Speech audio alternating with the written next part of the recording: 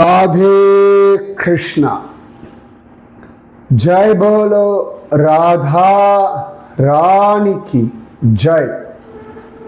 जय बोलो श्री कृष्ण कन्हैया लाल की जय।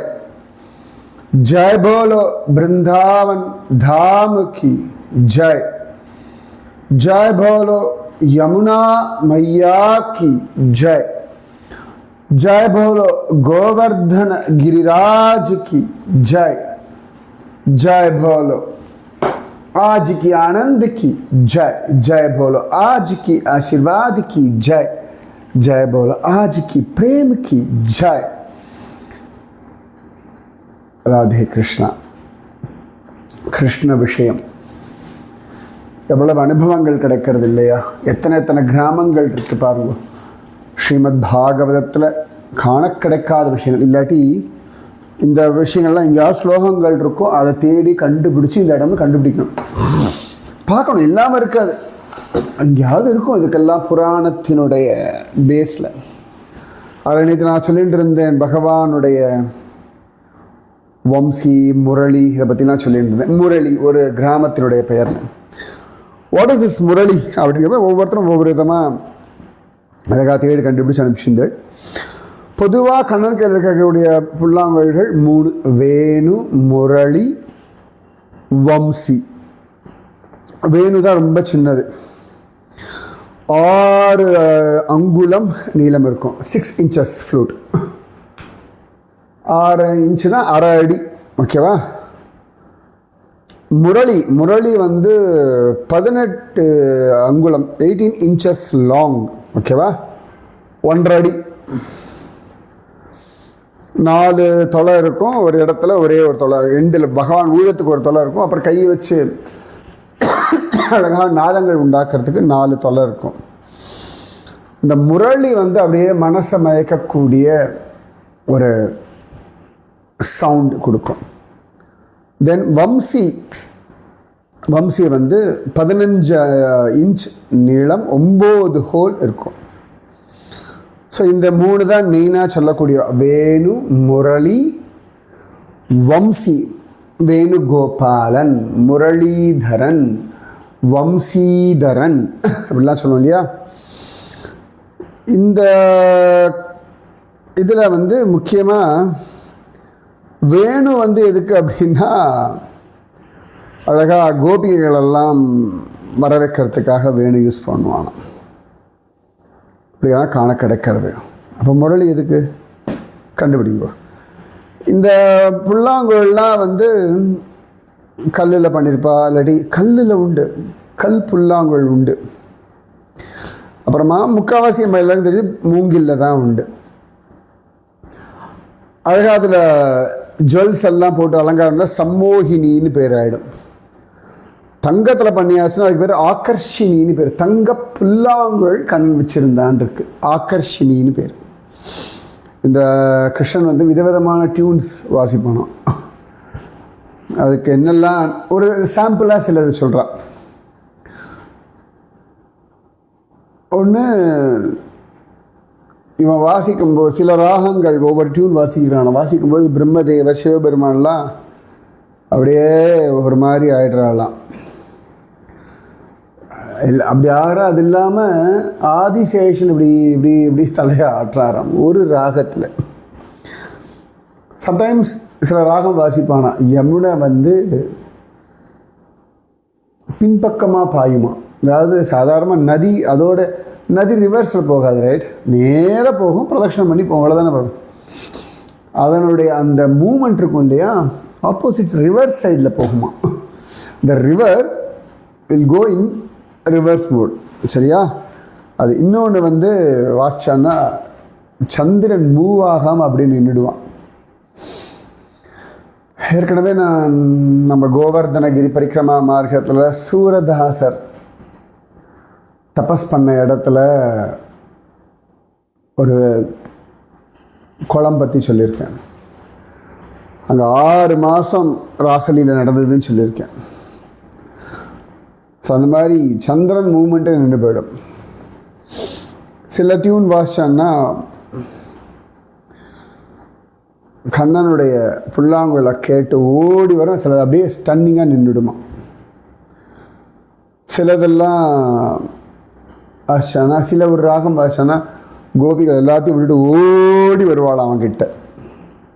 ராசிக்கிற சமயத்தெல்லாம் அந்த ராகம் தான் வாசிக்கிறான். சில ராகங்கள் வாசிச்சான்னா கல்லும் கனியும். இந்த சரண் பகாடிலெல்லாம் சொன்னேன் இல்லையா, கல் கரைஞ்சிருக்கும்னு, அது.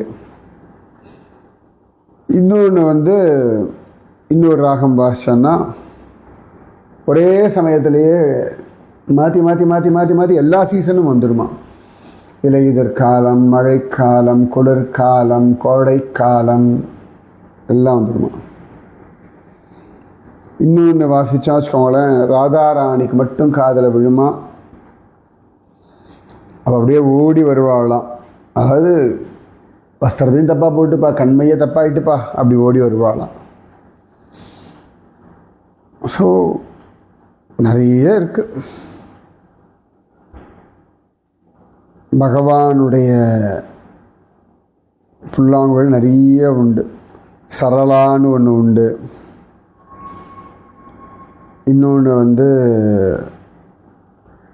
மகானந்தான்னு பேர் இருக்குது. இன்னொன்று மதன ஜங்கிருதி அப்படின்னு ஒன்று இருக்குது. நிறைய இருக்குது. ஓகேவா?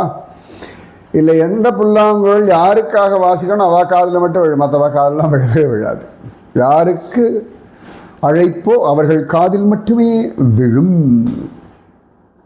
ஓகேவா? ஸோ இப்படி எல்லாம் உண்டு. ஸோ நேற்று அந்த முரளின்னு சொன்னேனே, அதுதான் நம்ம நேற்று எல்லாம் பார்த்தோம். அழகாக அந்த முரளியை பற்றி கேள்வி கேட்டேன். அப்போ தான் எல்லாம் சொன்னேன்.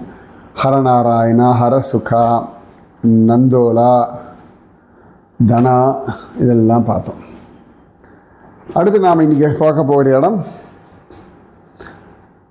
பஜேரா அப்படின்னு பேர். இந்த இடத்துல தான் ராதாராணியுடைய அஷ்டசகிகளில் ட்வின் சிஸ்டர்ஸான 2 பேர் பிறந்த இடம். யாருன்னு கண்டுபிடிக்கலாம்? அஷ்டசகிகள் பேர் நான் சொல்லிடுறேன், உங்களுக்கே தெரியும், இருந்தாலும் சொல்கிறேன். லலிதா, விசாகா, துங்கதேவி, அப்புறம் துங்க வித்யா இல்லையா, லலிதா, விசாகா, துங்க வித்யா, சித்ரா, சம்பகலதா அப்படியெல்லாம் உண்டு.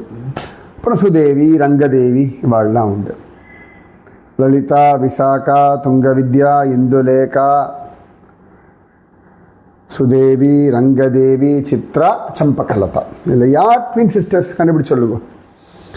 அதில் ஒருத்தி எப்பொழுதும் ராதாராணிக்கு தலையை வாரி விட்டு அவளுக்கு அழகாக அலங்காரம் பண்ணி கண்களில் மையெல்லாம் இட்டு விட்டு உடம்புல சுகந்தமான தைலங்கள்லாம் பூசி விடுவாளாம். ஆனால் கிருஷ்ணன் பக்கத்தில் ரொம்ப அழகாக இருக்கணும் இல்லையா, கிருஷ்ணனுக்கு அப்படி ராதே அப்படின்னு வாசனையை முகந்து பார்த்து அவன் ரசிக்கணும் இல்லையா. ஸோ ராதாராணி அலங்காரம் பண்ணுற முக்கியமான வேலை அவளுக்கு. இன்னொருத்தி என்ன பண்ணுவா, விதவிதமான ஜோக்ஸ் எல்லாம் சொல்லி ராதாராணி அவ்வளோ அழகாக சிரிக்க வைப்பா. ரொம்ப சந்தோஷமாக அவ்வளவு ஆனந்தமாக ராதாராணி விழுந்து சிரிப்பாளாம் இவ சொல்கிற ஜோக்ஸ் எல்லாம் கேட்டுட்டோம். அவளுக்கு இன்னொரு பிடிச்ச வேலைன்னா, ராதையும் கிருஷ்ணன் உட்காந்துக்கும் போது அழகாக விசிறி கொண்டு அவள் 2 பேருக்கும் விசிறி வீசுறது அப்படின்னு சொல்லி அவளுக்கு அந்த ஒரு பழக்கம் உண்டாம். அவள்லாம் ரொம்ப விசேஷம், ரைட்? அதாவது இந்த காற்று அலையக்கூடிய மிருகங்களை வரைக்கும் கண்ட்ரோல் பண்ணுற அளவுக்கு இவளுக்கு இன்னொருத்திக்கு பலம் எல்லாம் உண்டாம். அத்தனை அழகு இந்த 2 சிஸ்டர்ஸ். அவர்கள் பிறந்த ஊர் இந்த பஜேரா. ஓகேவா?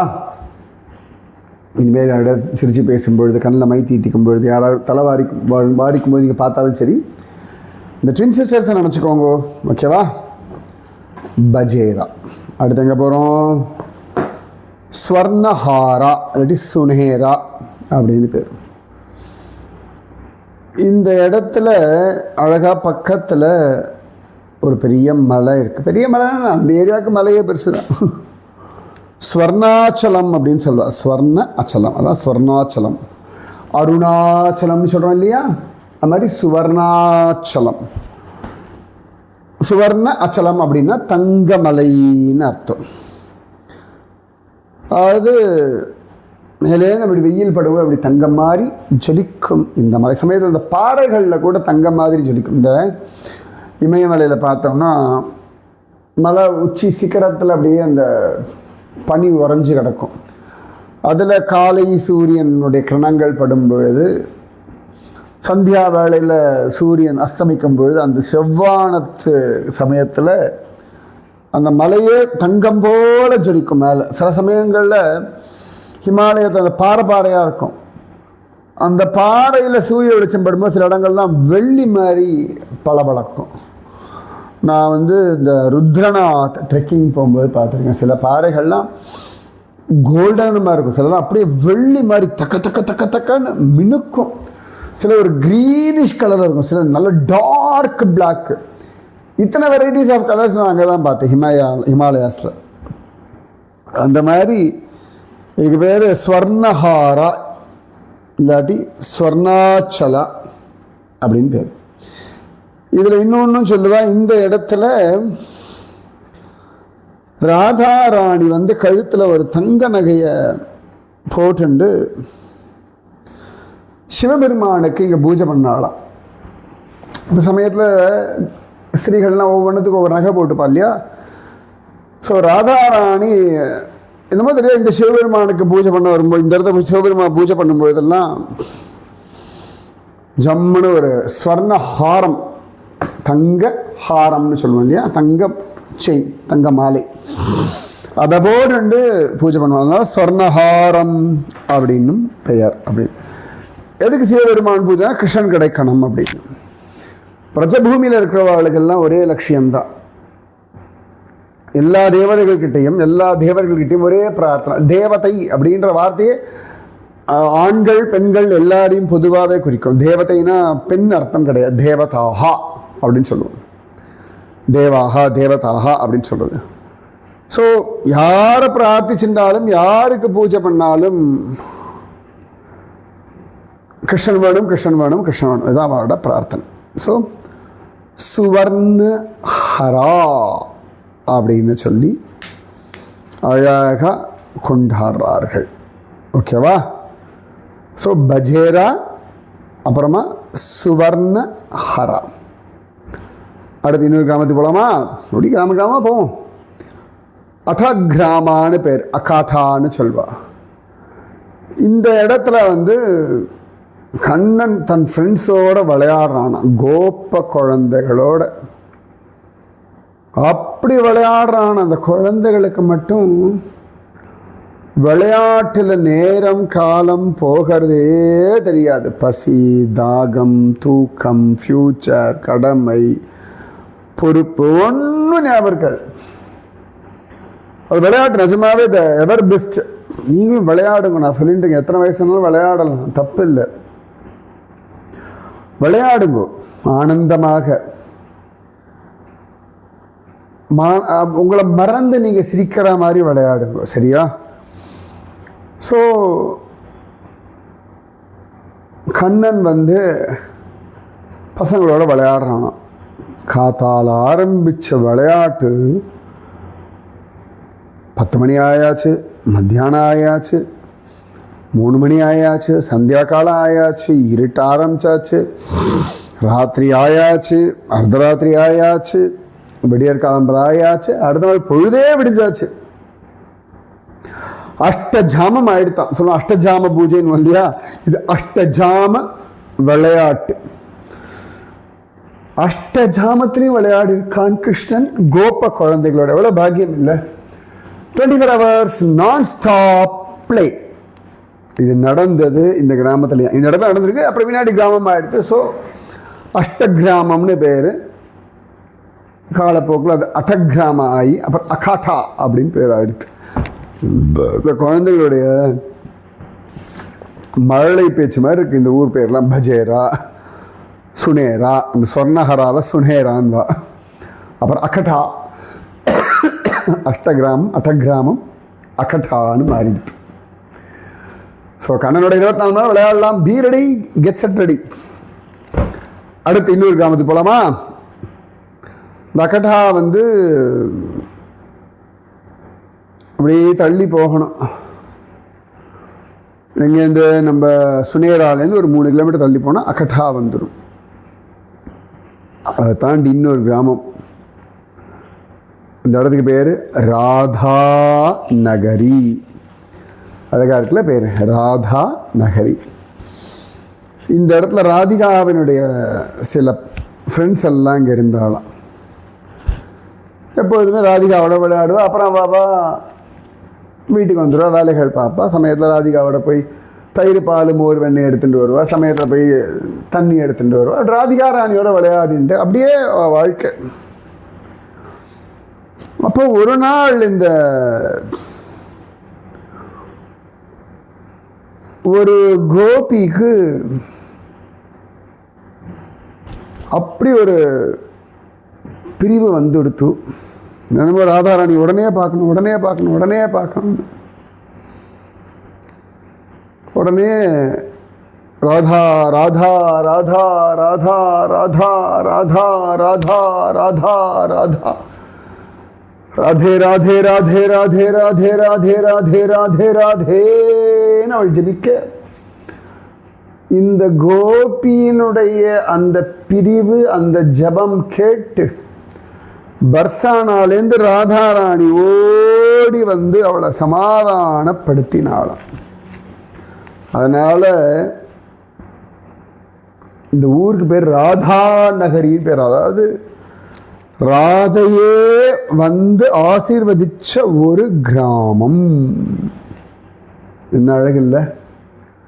ராதா நகரி. நல்லா இருக்கு பாருங்க. அதாவது எங்கே வேணா இருங்கோ, நீங்கள் பாட்டுக்கு நாம ஜபம் பண்ணுங்கோ, நீங்கள் பாட்டுக்கு பக்தி பண்ணுங்கோ, நீங்கள் பாட்டுக்கு உங்கள் பொறுப்புகளை கவனிங்கோ, நீங்கள் பாட்டுக்கு உங்கள் வாழ்க்கையை வாழுங்கள். தெய்வத்தை நினச்சிட்டே இருங்கோ, தெய்வத்தை கூப்பிட்டுட்டே இருங்கோ. அதாவது இப்போ உடம்புக்கெல்லாம் எக்ஸசைஸ் பண்ணிகிட்டே இருந்தோம் வச்சுக்கோங்களேன், கன்சிஸ்டண்ட்டாக விடாமல் பண்ணும். அது இந்த நிறைய பேர் புது வருஷம் வருதுன்னா உடனே ஒரு வருஷத்துக்கு பைசா கட்டுவா. ஜிம்மில் ஒரு 5 நாள் போவா, 10 நாள் போவா. இதே தான் வருஷம் வருஷம் பண்ணுவாள். இதே புது வருஷம் அப்படிலாம் ஆரம்பிக்கணும். இன்றைக்கி எக்ஸசைஸ் பண்ணணும், அன்றைக்கி ஆரம்பிச்சிடணும். அப்போ கடகடன் டெய்லி பண்ணுவோம். இந்த திங்கக்கிழமை பண்ணுறேன், இந்த வியாழக்கிழமை பண்ணுறேன், இந்த நியூ இயர்லேருந்து ஆரம்பிக்கிறேன்னா வேலைக்காக. நன்றே செய், அன்றே செய், அப்பொழுதே செய். உடனே உடனே பண்ணிவிடுங்க. Don't postpone it. அது போஸ்ட்பான் பண்ணாலும் நமக்கு நம்மளை பிடிக்காமல் போயிடும். புரியுறதா? ஸோ நீங்கள் பாட்டுக்கு இந்த எக்ஸசைஸ் பண்ணிகிட்டே இருந்தால் நல்லது மாதிரி மனசுக்கு எக்ஸசைஸ் வேணும். என்னென்ன எக்ஸசைஸ்? உடம்புக்கு நிறைய எக்ஸசைஸ் சொல்லுவாங்கல்ல. வயிறை குறைக்கிறது எக்ஸசைஸு, இடுப்பை ஸ்ட்ரென்தன் பண்ணுறது எக்ஸசைஸு, தோள்களை ஸ்ட்ரென்தன் பண்ண எக்ஸசைஸு, எலும்பை ஸ்ட்ரென்தன் பண்ண எக்ஸசைஸு நிறைய உண்டு. ரைட்? யோகா இன்னமெல்லாம் உண்டு. இது ஏதோ ஒன்று பண்ணுங்க. அந்த மாதிரி மனசுக்கான எக்ஸசைசஸ். அதுக்காக தான் வந்து ஸ்லோகங்கள், ஸ்தோத்திரங்கள், பாராயணம், பூஜை, அதுக்கப்புறமா வந்து நல்லதை நினைக்கிறது, நாம ஜபம் பண்ணுறது. நாம ஜபம் அழகான ஒரு எக்ஸசைஸ். மைண்ட் வந்து கான்சன்ட்ரேஷன் கிடைக்கும். ட்ரை பண்ணி பாருங்கள். கன்சிஸ்டண்ட்டாக அப்படியே சொல்லிகிட்டே இருக்கும். தப்பே கிடையாது. சும்மா ராதே கிருஷ்ணா, ராதே கிருஷ்ணா, ராதே கிருஷ்ணா, ராதே கிருஷ்ணா, ராதே கிருஷ்ணா, ராதே கிருஷ்ணா. நான் இப்போ திருப்பதி மலை ஏறினேன். சும்மா ஒரு படிக்கு ஒரு ராதே கிருஷ்ணா. அது நிறைய பேர் சொல்லலாம். சும்மா ஒரு படிக்கு ஒரு ராதே கிருஷ்ணா. அதுக்கே என்ன ஆகிடுது? 3550 ராதே கிருஷ்ணா ஆகிடுது. அவ்வளோதானே. ஜாலியாக ஒரு நாமத்தை சொல்லுங்க. அது வாக்கிங் போகும்போது சொல்லிட்டு போவேன், நான் நடக்கும்பொழுது என்ன வேலை பண்ணாலும் சொல்லலாம். குருஜி அம்மா அப்படி தான் ட்ரைனிங் கொடுத்துருக்கேன் எனக்கு. நீங்களும் சொல்லி பாருங்களேன். பாருங்களேன், அந்த கோபி ராதா ராதா ராதா ராதா ராதா ராதா ராதா ராதா அப்படின்னு புலம்ப ராதாராணியே வந்துட்டாளாம். சூப்பர்ல. ஸோ அதே ராதாராணி உங்களுக்கும் வரட்டும், உங்களுக்கும் எல்லாம் தரட்டும். மீதி விஷயம் நாளைக்கு. ராதே கிருஷ்ணா, ராதே கிருஷ்ணா, கிருஷ்ணா ராதே, ராதே கிருஷ்ணா, கிருஷ்ணா ராதே, ராதே கிருஷ்ணா, கிருஷ்ணா ராதே, ராதே கிருஷ்ணா, கிருஷ்ணா ராதே. जय बोलो राधा रानी की जय, जय बोलो श्री कृष्ण कन्हैया लाल की जय, जय बोलो वृंदावन धाम की जय, जय बोलो यमुना मैया की जय, जय बोलो गोवर्धन गिरिराज की जय, जय भोलो आज की आनंद की आशीर्वाद की जय जय जय जय जय. राधे कृष्णा.